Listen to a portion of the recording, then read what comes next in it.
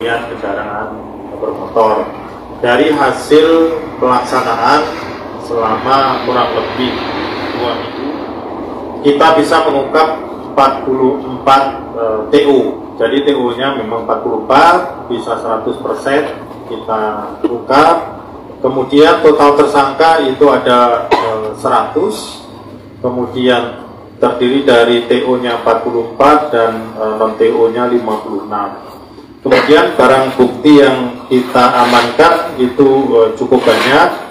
Kemudian yang cukup menonjol itu adalah kendaraan yang bisa kita amankan itu ada 36 unit R2, kemudian R4 itu ada 3 unit, dan R6 ada 2 unit.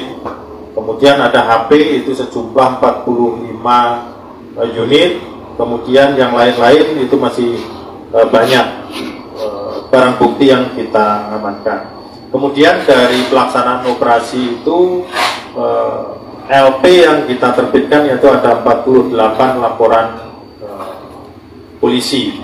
Kemudian untuk yang di Polda sendiri itu ada 4 kasus yang TO-nya, kemudian non-TO-nya itu ada non-TO-nya ada 3 kasus. Ada 3 kasus. Nah, ini tersangkanya di sini ada 5 orang tersangka yang diamankan untuk di Polda Bengkulu. Untuk yang Polda saja ya, maksudnya itu dari Polda saja.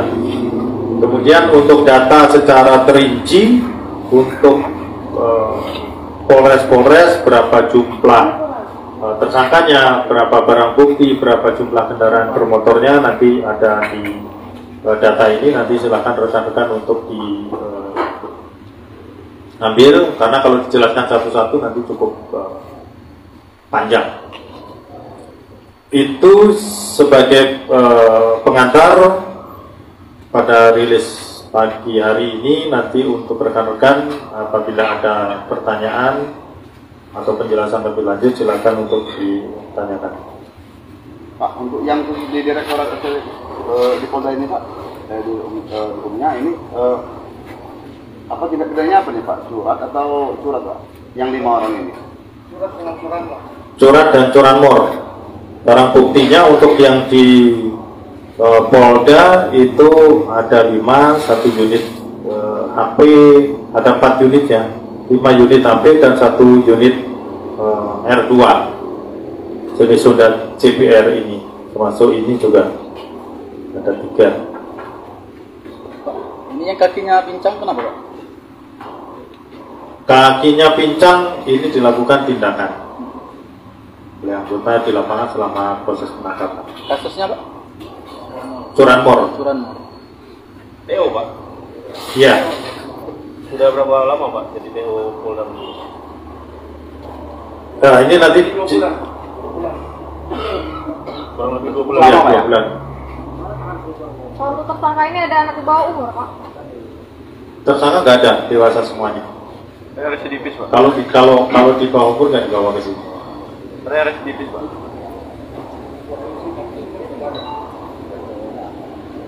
Ini baru ditangkap pertama kali, jadi yang terulang. Tapi kita nggak tahu apakah mereka juga pernah melakukan di tempat lain. Yang jelas pengakuannya baru hasil pemeriksaan baru sekali. Kalau untuk jaringan Pak, mereka di beberapa Polres ada terkoneksi nggak Pak kasus mereka yang ada di laporan di Polres-Polres juga Pak?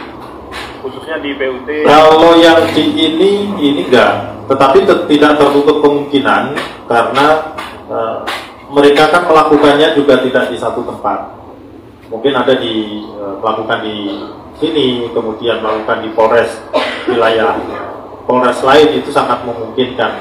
Tetapi yang jelas yang kita tangani saat ini itu belum ada koneksi antara tersangka yang di sini dengan tersangka yang di Polres lain. Karena memang untuk pencurian kendaraan bermotor itu biasanya dia bermain 2 atau satu orang atau 2 orang. Ya biasanya seperti patroli, dia patroli kemudian ada kendaraan yang bisa diambil, kemudian diambil karena roda 2 ini kan sangat mudah untuk diambil karena memang kunci pengamannya untuk kendaraan-kendaraan yang lama itu sangat mudah, kecuali ya kendaraan-kendaraan yang baru yang sudah elektrik gitu kan, ada kunci-kunci pengaman tertentu itu yang cukup sudah mulai sulit. Biasanya butuh waktu berapa lama Pak untuk mereka mencuri motor ini Pak? Kalau kendaraan bermotor itu 1 menit sudah bisa hidup. 1 menit ya. Menggunakan kunci T, masukin, diputar, udah bisa hidup.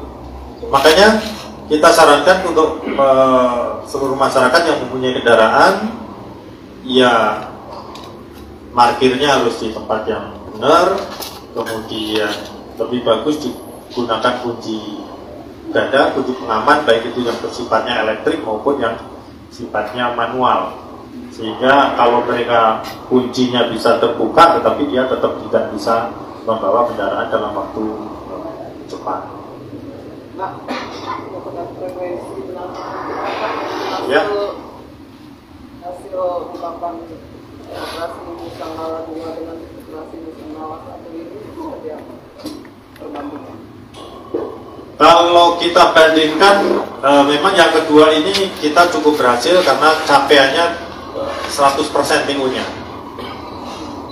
Kita TU untuk yang dilaksanakan ini bisa 100%.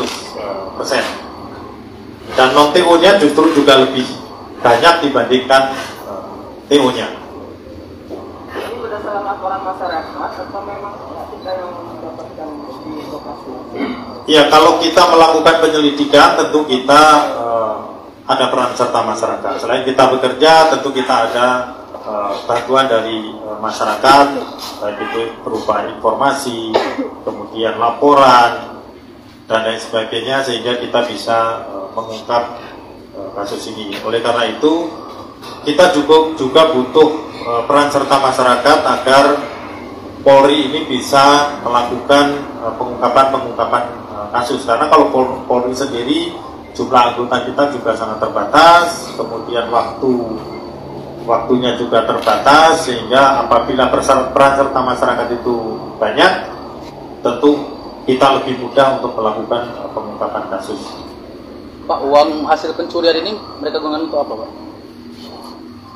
Kalau mereka bisa digunakan untuk kebutuhan sehari-hari, untuk yang lain-lain lah. Kalau untuk Sudah berkeluarga Pak mereka Pak? ini sudah berkeluarga, sudah semuanya. Ada yang belum juga. Jadi mungkin untuk memenuhi kebutuhan keluarganya juga, ada yang untuk jajan-jajan dan lain sebagainya. Kalau pekerjaan mereka sehari-hari biasanya apa Pak? Motor. Kecuali main motor. Pekerjaan nggak ada pekerjaan tetapnya. Oh, serabutan gitu ya? Iya. Tapi ada beberapa, tapi rata-rata pekerjaannya tidak tetap. Tidak tetap.